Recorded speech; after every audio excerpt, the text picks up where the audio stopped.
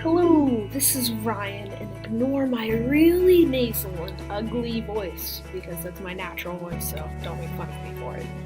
Um, I'm gonna be cramming your brains with information on literary devices.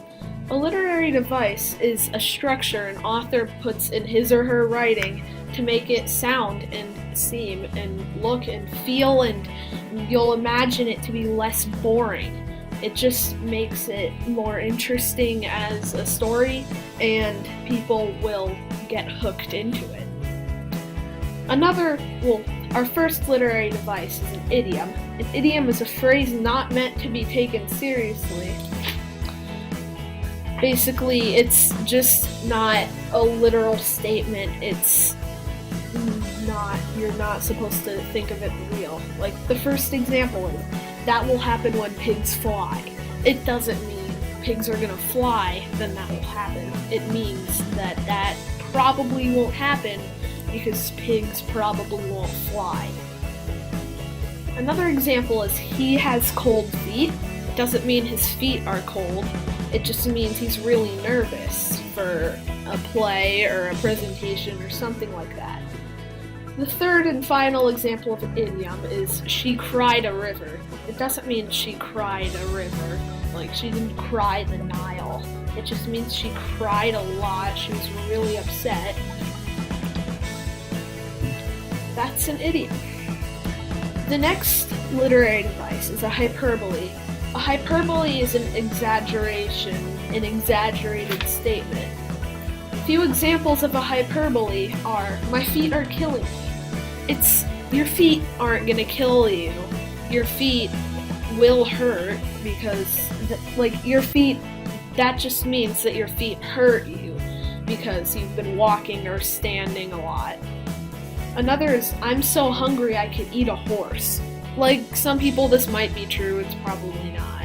But mainly it's just saying you're really hungry, you could eat anything anyone gives to you, even if it's your least favorite food ever. Another example, the final example of a hyperbole is, my backpack weighs a ton. It doesn't weigh 2,000 pounds, it just weighs a lot, and it's hard on your back because there's a lot of stuff in it.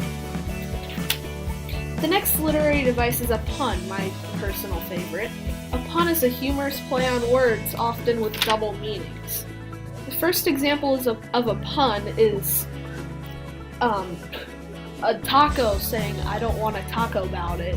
This is not, like, tacos can't talk, but the part where he says, I don't want to taco about it, he's incorporating taco into the sentence because he is a taco. Another is when a cat says, you have cat and kitten me. That's just like the cats incorporating stuff like that into their sentence. And then there's another one of a koala saying, what do you mean I'm not a bear? I have all of the koalifications. It's just because it wants to be a bear, it's incorporating a pun into its sentence. The next literary device is a paradox. A paradox is a statement that contradicts itself and therefore cannot make sense. An example of a paradox saying is when Pinocchio would say, my nose will grow now. If he says that and his nose grows, he'll be telling the truth, but then his nose won't grow because he's telling the truth, and therefore he'll be lying, so then his nose would grow.